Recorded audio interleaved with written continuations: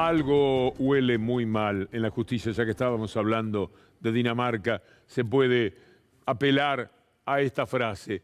Es increíble lo que está pasando con la reacción de quienes tienen copada la justicia. Estamos hablando de los medios de comunicación, etcétera. Pero antes, hoy hubo una presentación realizada por Cristina Fernández de Kirchner, la más apuntada, la más investigada, la más atacada, de todas las maneras. No hay, creo que en el mundo, una persona que haya padecido tanto ataque sin una sola prueba, sin un solo elemento y sin una sola confirmación. Tan solo por haber creado una percepción que juega en el imaginario popular y que ellos, los medios de comunicación, utilizan permanentemente intentando tener razón. Nunca, pero nunca lo consiguen, nunca encuentran nada. Y cuando han salido a buscar, encontraron lo de Macri, encontraron lo de Mañeto, encontraron lo de Saguier, encontraron lo propio.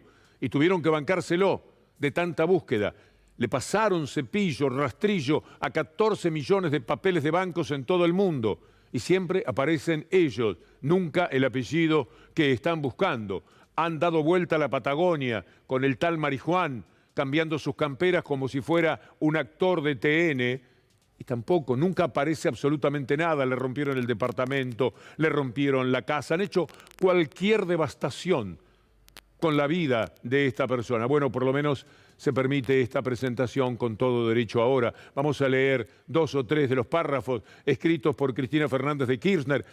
¿Qué otra cosa más esperaban encontrar los magistrados Bertuzzi y Llorens para dar por probada una organización delictiva que se ha insertado dentro de las estructuras del Estado? Estamos hablando del paso a Comodoro Pi, de todas las causas que tienen que ver con Mauricio Macri. ¿Qué otra autoridad dentro de la AFI, es decir, del espionaje, podía coordinar lo que hacían estos espías con la cobertura que simultáneamente se les daba desde el área de jurídico? Yo agregaría, si me permite, la señora vicepresidenta, y con los medios de comunicación protegiendo todo esto.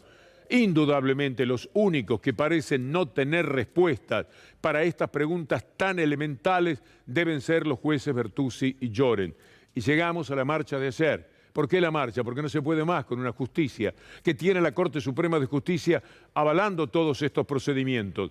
¿Quién fue que dijo pueden seguir Bertuzzi y Bruglia hasta que designen a los otros jueces, sabiendo que después iban a entorpecer de todas las maneras la designación de esos jueces, con la aparición de Rosati autoproclamándose ya no solamente presidente de la Corte, sino presidente del Consejo de la Magistratura?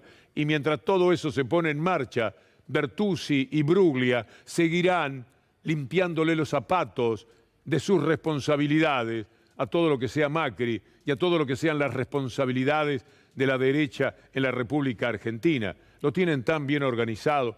La marcha de ayer fue exitosa porque se escuchó la voz del pueblo, pero también tiene el aroma del fracaso porque cuando uno respira lo que sucedió al otro día, los ve cada vez más firmes. Rosati y Lorenzetti y los demás integrantes de la Corte, Rosenkrantz, Maqueda, saben muy bien cuál es el paraguas que tienen y se aferran a eso. Y para hacerlo, solo necesitan seguir cometiendo dislates contra la justicia. La protección que tienen es inmensamente más fuerte que la voz de ese pueblo que fue ayer a recriminarles no la poca justicia que han hecho, sino lo que han negado el valor de la justicia y de la República en la Argentina. Por supuesto, Clarín arremetió en su momento contra integrantes de la Corte. Le quiero preguntar a Mañeto, a quien sea, de Clarín, después de haber escrito esto, cuando enfrentaban a Lorenzetti en los tiempos de la ley de medios, ahora dicen que es golpista el pueblo que va a pedirle explicaciones a semejante juez. ¿Podemos ponerlo? Lo que ocurría en aquel momento, ahí está. El titular de la Corte en la mira. Apelaban a un socio del ex juez en una gerenciadora de salud de Rafaela. Esto lo habían presentado largamente toda la mañana por Radio Mitre. Pónganlo, por favor, que no. Ahí está.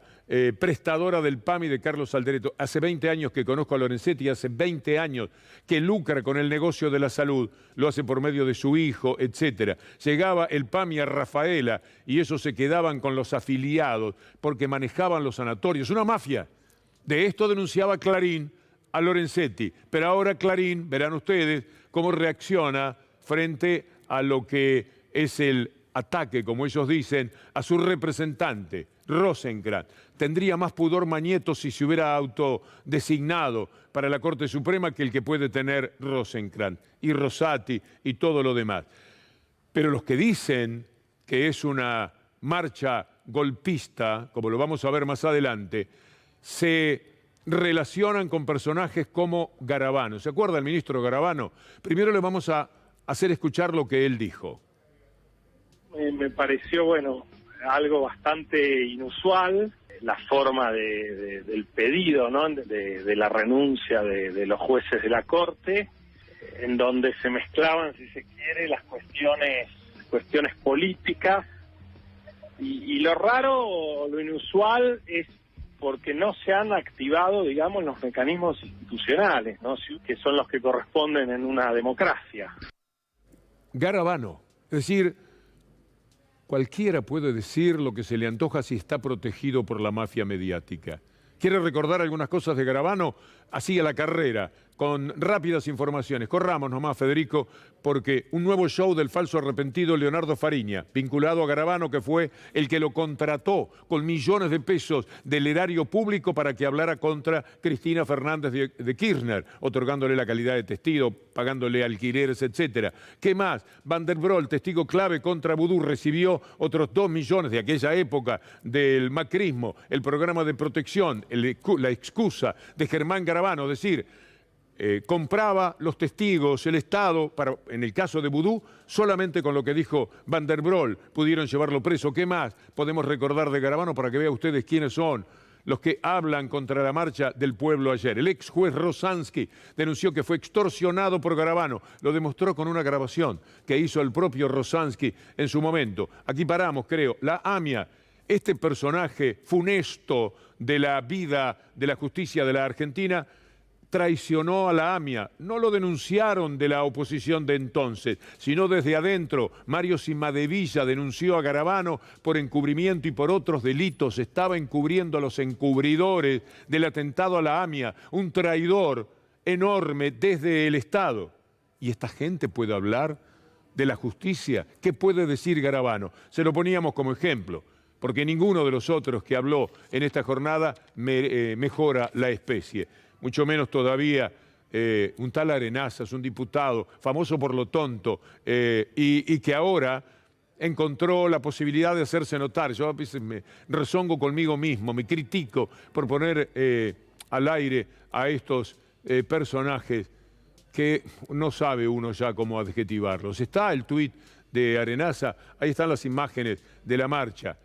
Mostramos, íbamos a hacerlo, porque Arenaza ve esas presencias y dice: mamita, qué caripelas en la marcha, mínimo te quedás sin celular. Es lo que es capaz de decir este personaje absurdo, vividor de la política. Allí está el pueblo manifestándose, víctimas de lo que ha hecho la justicia, que por supuesto han sido tan estigmatizadas que poco menos recordarle a usted que Luis Delía estuvo preso por el memorándum que pudo llevar presa a Cristina Fernández de Kirchner, memorándum que ni siquiera llegó al juicio oral porque daba vergüenza lo que tenían en el expediente. Imagínese usted si habrá derecho de algunas personas para pronunciarse, pero ellos en la persecución y la estigmatización no escatiman esfuerzos. Mire a María Eugenia Vidal criticando la marcha. Ella, la que tenía la mesa judicial, la que tenía representantes en sus funcionarios en el Banco Provincia, que es como su casa también en el gobierno de la provincia de Buenos Aires, armando mafiosamente el ataque a sindicalistas, diciendo de antemano, porque ella lo decía, son millonarios, son ladrones. Ella es millonaria y no ha podido probar un solo peso de lo que ha invertido en sus fabulosos lugares para vivir. Aislado, me parece un hecho grave y me parece un capítulo más de 2 años donde todas las actitudes del gobierno han sido para tener un sistema judicial adicto y sometido. Propusieron una reforma judicial que no tiene nada que ver con los problemas de la justicia que tiene la gente, sino que exclusivamente se concentra en Comodoro Pi, donde están los jueces que juzgan las causas de corrupción de los políticos. Entonces, si yo voy sumando, claramente hay una política en contra del Poder Judicial independiente. El aporte de María Eugenia Vidal fue envilecer a la justicia a los límites que ha dejado muy clara la evidente participación que tenía de la mesa judicial, además de todo lo que por conocimiento los periodistas pueden saber de la actual diputada. Por eso vale la pena recordar, casi con agradecimiento, a Esmeralda Mitre, porque fue la que descubrió dónde había comprado su departamento con el cuento de que le había prestado la plata a la que se lo vendía, porque no tenía manera de justificar cientos de miles de dólares que invertía y que por supuesto no podía ahorrar con su salario de funcionaria. Y ella dice que fulano de tal es un delincuente, porque es millonario y no puede mostrar cómo lo ha sido, según ella.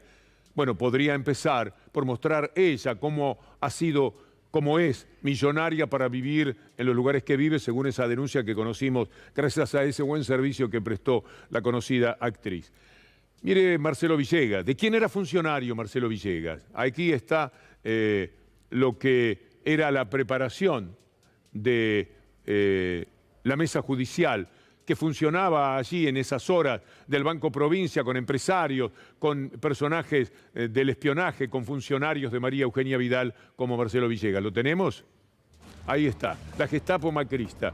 Las visitas de Marcelo Villegas, mire a dónde, al juzgado que ordenó la detención del Pata Medina. Es decir, se reunieron, lo dice claramente el audio del video donde estaban reunidos en una asociación ilícita clara, evidente e indiscutible para denunciar los empresarios y para decir Marcelo Villegas que él tenía como mandar preso en este caso a Pata Medina, y después aparecen las visitas. 5 citas se dio en el juzgado de Quilmes a cargo de Luis Armella, antes y después de que se detuviera al dirigente de la UOCRA, Juan Pablo Medina.